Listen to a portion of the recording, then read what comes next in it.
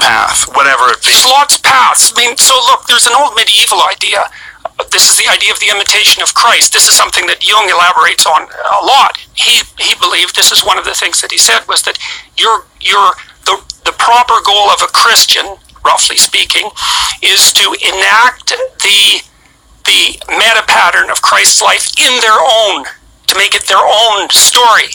And so, what did he mean by that? Well, part of it is, see, one of the things that characterizes the mythological figure of Christ, let's say, is that he takes on the burden of mortality voluntarily. He accepts it as a precondition of existence. And we have to do that because otherwise we get resentful. Like, life is hard, make no mistake about it. People's lives are tragic.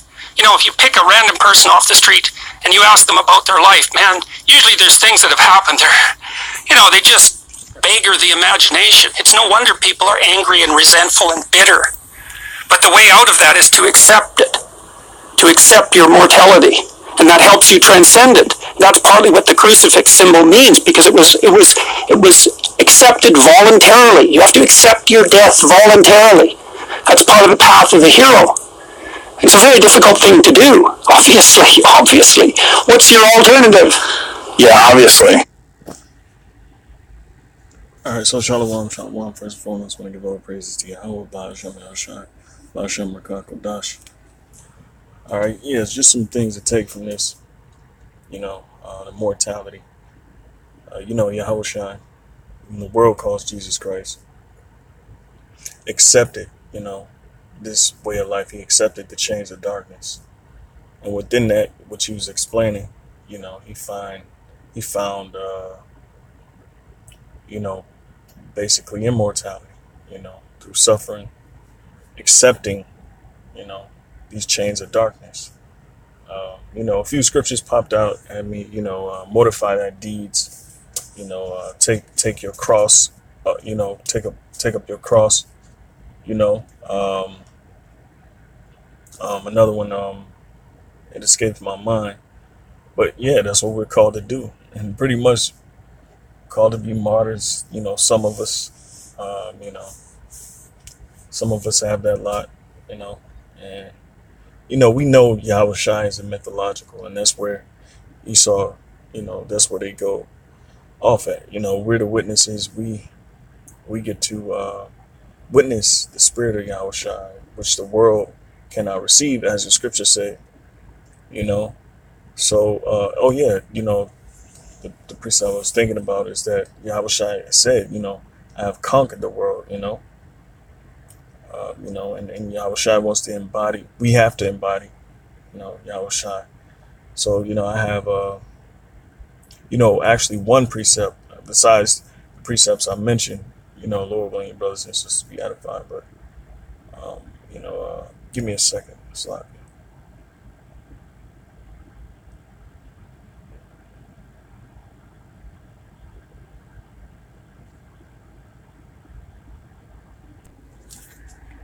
All right, so this is Hebrews 2:9, because, basically a lot of thoughts came in my mind when I was, when I seen that clip, and I just figured I'd just, hurry up and do an impromptu, with really nothing written down, but it's important that we understand, and count the cost and understand why we're doing the truth, is to mortify our deeds, which sounds so simple, but it's very difficult, cutting off the world, not being a part of the world, not being a part of their success and glory, because this world's success and glory, the Heavenly Father Yahweh, he frowns upon it. In fact, he's furious of it, because it's such a wicked world. And we understand that, brothers. We see this world as being wicked, So, Yahushua is that he represents, one scripture that come to mind before I mention that is, through great tribulation where we enter into the kingdom of heaven, and, that's what we're faced with. We're faced with a straight life, straight meaning position of difficulty. And everybody's going through that, because by Adam transgressing, we inherited, his curses. You know, um, uh, and um, and that's why we suffer as human beings. That's why we die at a very, young age. But about around 50, 75 years old. You know, and the death toll for Jake's is really, you don't know when you're gonna be taken out. It's really not a solid number. You can be taken out at birth. You can be taken out at mid age. Around 20. Now they're being taken out 15 years old, early, earlier in their life. But Yahweh Shai, back to the point. Yahweh Shai exemplifies and is a perfect example of, mortifying his deeds and conquering the world. You know, through abstinence, through faith. You know, and just plainly doing the works, man. All right. So this is Hebrews 2:9. It says, "But we see Yahweh Shai, who is made a little lower than the angels for the suffering of death, crowned with glory and honor, that he, by the grace of God, should taste death for every man." All right. So Yahweh Shai died as our hero. He died as the perfect example of what we should follow. And he takes death for every man, every elect man. And ultimately, the whole nation of Israel. You know, he we have a lot of gratitude to give this man, Yahweh Shai, okay, because he died for a kingdom to be built, and people don't fully understand that. Like the Edomite, we call it mythology, because it's not for them. It's for us. This mystery was revealed unto us. The Christians, they can't get it. All these other men and groups out here, they can't get it. But we understand because the Spirit has brought us close, and we see evidently that Yahweh Shai, he represents what we should be. Scriptures talk about, for we all fall short of the glory. This time, we that means basically we can't keep the God's law to the fullest extent. So in other words, the Lord has set up, he set up this truth, so we could, so we can reach, our full potential in sacrificing our lives and becoming a living sacrifice. But Salaki, it's a swarm of things that's coming in my head, but I'm gonna continue. It says, for it became him for whom are all things, and by whom are all things, and bringing many sons unto glory, to make the captain of their salvation perfect through sufferings. All right. And we're being made perfect. The scriptures talk about us being purged. We don't have a lot. We're very talented. We're better than a lot of these Negroes and these people in the world at the things that they do. We look at it as corny. They look at us as, like our lives is a waste. But ultimately we know what's on the other side of all of this. So it says, for both he that sanctified and they who are sanctified are all of one. And that's why we're going to be made joint heirs. For which cause he is not ashamed to call them brethren. All right. Joint heirs, man. We're going to receive the same thing Yahweh Shai received. We're going to receive glory, but Yahweh Shai is going to receive the most glory because he was the cornerstone to build this thing up, man. The kingdom Salakia is built upon his back, and Lord willing, we're a part of that number, and we get to enjoy the fruits, So I'll continue. It says, saying, I will declare it thy name unto my brother. See, he will declare his name unto his brother. So, it's not by coincidence that these other groups out here don't call on the name of Yahweh Shai, and they're not dead set on the name. They're pretty much on the fence about the name. But the elect, we have the name. And the scriptures say, he that calleth upon my name, the same shall be saved. And not everybody has that same faith when it comes to the name, So when the time comes, when they call upon the name, when they're in their distress, they weren't fully with it, And regardless, like I said earlier, we're going to have martyrs. We're going to have brothers that die for the truth. But the Lord is going to fight for them. Whether they don't feel what's happening or if they're being tortured and the Lord is with them the whole time, and hey, the Lord might give them the spirit to laugh at, the ones that's torturing them, and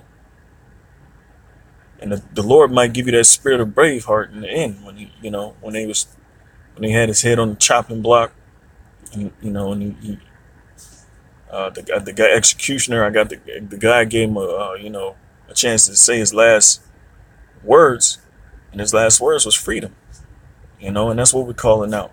We're calling out from freedom from this present evil world, so we can start a new world, start a new eon, start a new age, which the Bible is going to be a pinnacle in transforming the future, transforming the perfect utopia, which Esau is trying to capture, but through his technology in a carnal way.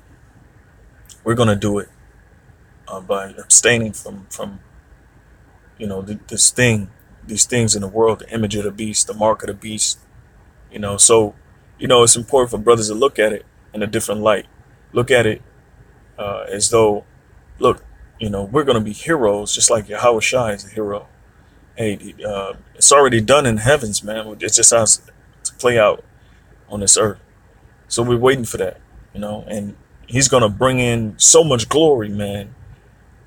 We can only see a spark, a small inclination of what the full potential is, man.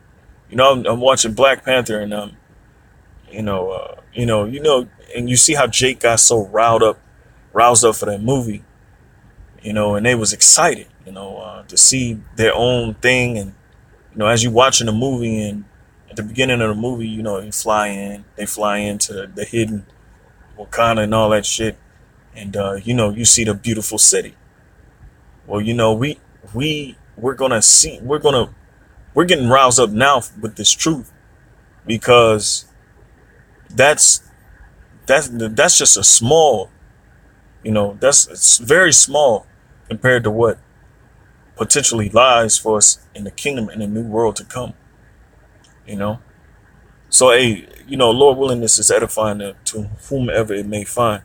But verses 12, it says, saying, I will declare thy name unto my brethren. In the midst of the church will I sing praise unto thee.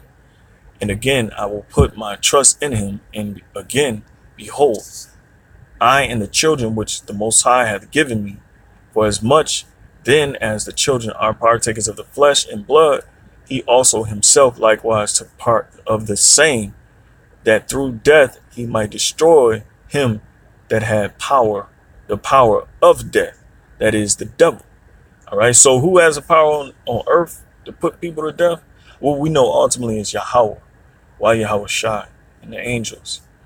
The so-called white man, he's ruling the earth. The earth is given into the hand of the wicked. He's oppressing the people. He has the power to put people to death.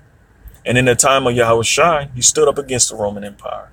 Jeremiah 28:8, the prophets that have been before me and before thee have prophesied against great kingdoms. So Yahweh Shai did exactly that.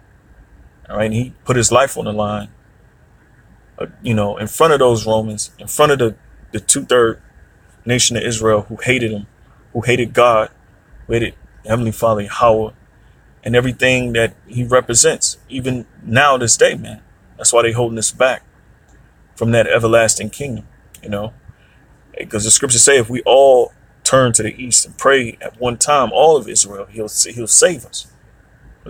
But our people don't believe, so And once again, you know, Yahweh Shai, man, he represents a lot more than we can really understand, you know, and hopefully we can understand. But he stood against that Roman Empire, and he laid down his life, you know, he laid down his life, you know, and they had authority to take it.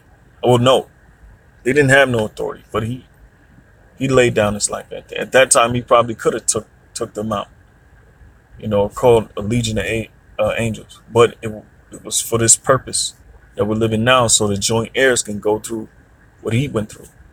Because once again, he said he had conquered the world, you know. Esau, they don't understand what's going on. All right, we do. All right, it says, and deliver them who through fear of death were all their lifetime subject to bondage. All right, so, and we're subject to bondage now. Because the Lord he put us in these chains of darkness. We're subject to vanity. We fall short of the glory, you know, continuously, man. We continuously, you know, our spirits are crying out because of the filth and abomination that's done in the earth, so on and so forth. All right. So it says, wherefore in all things it behooved him. Oh, Salaki, it says, verse 16, but verily he took not on him the nature of angels, but he took on him the seed of Abraham. So, like, you know, the Edomite was explaining, you know, the hero complex that every man has. You know, we want to be part of something, and ultimately this is what we need to do and be a part of. And Jake always want to, you know, what we need to do with the community. No, you got to do what the Lord's saying, man. You got to follow the Lord's will, man. You know, all right, because a lot of them are going to be ashamed for holding on to this world, you know, and we don't want to partake in that shame. It's a shameful thing to hold on to this world, and then when that kingdom come, hey man, when kingdom come, man, that's gonna be a shame that I don't want to have no parts in. Seeing the Heavenly Father and His Son in all their glory, you know, and seeing those joint heirs in all the glory, Lord willing, we be part of that number. Lord willing, you know, to see all that glory and still defy it, and you know, I just don't. I wouldn't want to be a part of that. All right, I wouldn't want to be a part of those that take the shame in the kingdom. You know, I want to take part of the glory in the kingdom. All right. Wherefore, in all things, it behooved him to be made like unto his brethren, that he might be merciful. All right, be a merciful and faithful high priest in things pertaining to the Most High, to make reconciliation for the sins of the people. And we carry on the same thing, man, as Yahweh Shai, man. You know, we're bringing the sons to repentance. All right, just like Yahweh Shai, just being out there, man. That's why, you know, in season, out of season, and that's why the apostles go so hard, you know, because they fully understand what's going on. All right, I wanted to read Wisdom of Solomon chapter 7, but I believe at the gist, and I didn't want to make this long, but you know, hey, Lord willing, brothers and sisters was edified. I'm gonna give all praise to Yahweh Ba'ashem, Yahweh Shah Ba'ashem Makakudash. Hey, double honors to the apostles and those that great millstone. Hey, salutations and shalom.